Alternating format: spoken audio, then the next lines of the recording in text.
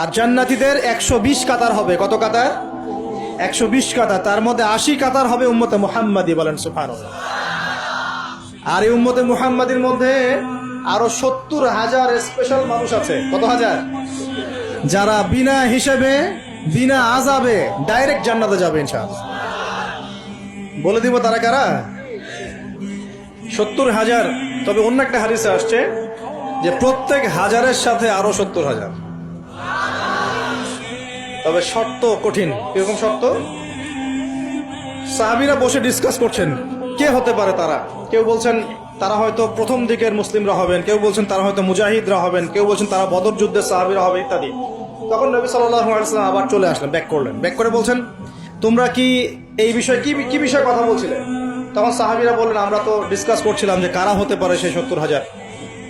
নবীজি বললেন শোনো, ওই 70,000 মানুষ, এক নাম্বার, ওই 70,000 মানুষ পাখি উড়িয়ে ভাগ্য গণনা করে না। প্রথম কাজটা কি?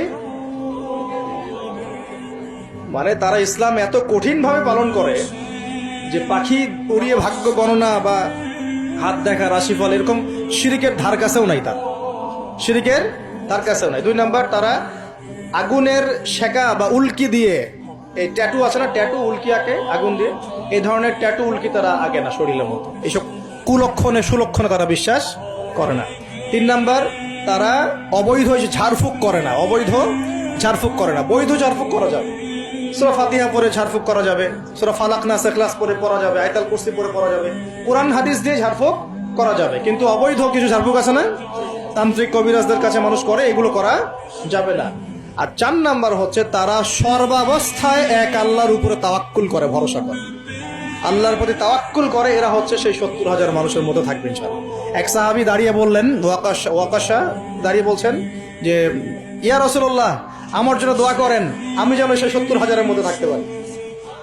তো নবীজি বললেন হ্যাঁ, তুমি 70,000-এর মধ্যে একজন। এরপর আরো 2জন সাহাবী দাঁড়িয়ে গেলেন, আমার জন্য দোয়া করেন। নবীজি বললেন না, ওয়াকাশা অগ্রগামী হয়েছে। এভাবে সবার জন্য দোয়া করতে থাকলে দরজা কি হতো? বন্ধ হয়ে যেত। এই দরজা খোলা আছে। এই যুগের মানুষও হতে পারে না? যে ব্যক্তি শিরক করে না, আল্লাহ ভরসা করে, কোন রকম কুলক্ষণে বিশ্বাস করে না, ইসলাম পরিপূর্ণরূপে পালন করে, ইনশাআল্লাহ তাআলা আল্লাহ চাইলে তাদেরকে আল্লাহ পাক 70,000-এর মধ্যে আশ্রয় দিবেন, অংশ দিবেন ইনশাআল্লাহ। তো আমরা বলছিলাম যে আমরা কোত্থেকে আসছি ভাই? জান্নাত থেকে। কোথায় যাব? ইনশাআল্লাহ। এর মাঝখানে শয়তানের পথ রয়েছে কিছু, শয়তানের ফিতনা। কি ফিতনা? শয়তান চায়, শয়তান কিন্তু ওয়াদা করে আসছে, চ্যালেঞ্জ করে আসছে আল্লাহর কাছে। কি করছে? চ্যালেঞ্জ। শয়তান কি চ্যালেঞ্জ করছে জানেন? শয়তান চ্যালেঞ্জ করছে যে রব্বি, শয়তান বলছে রব্বি মানে হে আমার রব। শয়তান কিন্তু আস্তিক, শয়তান কিন্তু আল্লাহকে বিশ্বাস করে। সে বলছে রব্বি, হে আমার রব, আনজিরনি, আমাকে অবকাশ দিন, ইলা ইয়াউমি ইউবআসুন, কিয়ামত দিবস পর্যন্ত অবকাশ দিন। আল্লাহ বলছেন ফাইন্নাকা মিনাল মুনজারিন, যাও, তোমাকে অবকাশ দেওয়া হলো। কিয়ামত পর্যন্ত সময় আল্লাহর কাছে এমন বড় কিছু নয়, খুব সামান্য। এবার সে বলছে রব্বি ফাবিমা আগওয়াইতানি, হে আল্লাহ, যে আদমের জন্য আজকে আমাকে জান্নাত থেকে বের করে দেয়া হলো সিজদা না করার কারণে, লা আকুদান্না লাহু সিরাতাকাল মুস্তাকিম, ওই আদমকে জাহান্নামে নেয়ার জন্য আমি সরল পথে ওত পেতে বসে থাকবো। বসে থাকে না শয়তান? সুম্মা লাআতিয়ান্না মিন বাইনি আইদিহিম, খুব ভালো করে জায়গাটা বোঝেন প্রিয় ভাই। শয়তান চ্যালেঞ্জ করে বলছে সুম্মা, এর পরে আমি আসব আদম সন্তানের সামন থেকে। কোত্থেকে? এই সামন থেকে মানে অর্থ হচ্ছে দুনিয়া, মানে আপনাকে দুনিয়ার সমস্ত ফিতনা এসে প্রলুব্ধ করে রাখবে। দুনিয়া চোখের সামনে দেখা যায় না? দেখা যায়। দুনিয়ার অভাবের ধোকা দিবে, বেকারত্বের ধোকা দিবে, হতাশা, এইটা সেইটা, স্বামী স্ত্রীর ফিতনা, পরিবারের ফিতনা, সামাজিক ফিতনা, আপনাকে দুনিয়ার এই ফিতনা এসে ব্যস্ত রাখবে, রাখে না? এটা হচ্ছে সামন থেকে আসা। ওয়ামিন খালফিহিম, পিছন থেকে আসবো। পিছন থেকে মানে আপনাকে পরকাল সম্পর্কে হতাশ করে দিবে, এবং পরকাল সম্পর্কে আপনাকে কুধারণা সৃষ্টি করবে, এবং পরকাল সম্পর্কে আপনার মধ্যে একটা গাফিলতি সৃষ্টি করে দিবে যে পরকাল না, পরে দেখা যাবে। হ্যাঁ, পিছনে কি আছে? পরকাল না? পিছনটা পরকাল। তো পরকাল আসবে যখন, তখন দেখা যাবে। হ্যাঁ, বৃদ্ধ হলে তখন তওবা করে নিব, এখনো কি তাড়াহুড়ার কি আছে, পরে দেখা যাবে শেষ বয়সে। এরকম করে আপনাকে ভুলিয়ে ভালিয়ে রাখবে পিছন থেকে। আবার হতাশ করে দিবে, আমার পরকালে আমার জান্নাত হবে না, আমি তো এত আমল করতে পারি নাই, হ্যাঁ, আমার কি হবে, আমার আত্মহত্যা ছাড়া কোনো পথ নাই, এভাবে হতাশ করে ফেলবে আপনাকে পিছন থেকে। সুম্মা লায়াতিয়ান্না মিন বাইনি আইদিহিম ওয়া মিন খালফিহিম, সামন থেকে আসবো, পিছন থেকে আসবো, ওয়া আন আইমানিহিম, ডান দিক থেকে আসবো। ডান দিক মানে কি? এটার ব্যাখ্যাও চমৎকার। ডান দিক মানে কি? আমরা বলি না ডান পক্ষ খুব ভালো মনে করি না? ডান পক্ষ ভালো, ডান দিকটা ভালো, শুভ মনে করি তো। ডান দিক হচ্ছে আপনাকে নেক্সট সুরতে সে ধোকায় ফেলবে। ডান দিক মানে কি?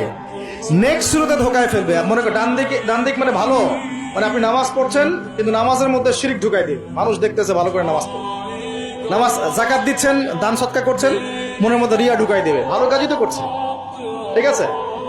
মানে হ্যাঁ, এটাও ঠিক। ওই যে হালাল প্রেমের দিকে উদ্বুদ্ধ করার চেষ্টা করে। নেক্সট সুরতে ধোকা, নেক্সট সুরতে।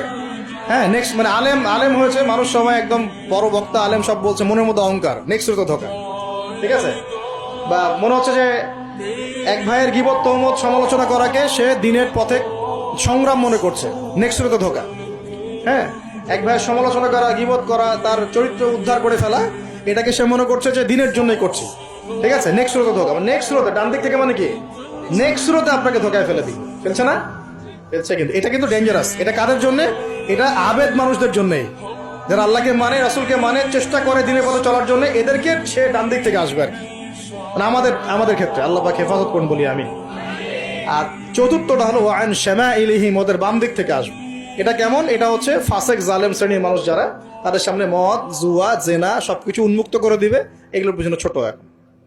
তো এইভাবে চতুর্দিক থেকে শয়তান আসবে এবং বলবে, আল্লাহকে বলেছে ওয়ালা তাজিদু আকসারাহুম শাকিরিন, আল্লাহ আপনি বেশিরভাগ আদম সন্তানকেই শুকরগুজার পাবেন না। এটা কি বাস্তব না? এখন বেশিরভাগ মুসলিম নামাজ পড়ে না? পড়ে না?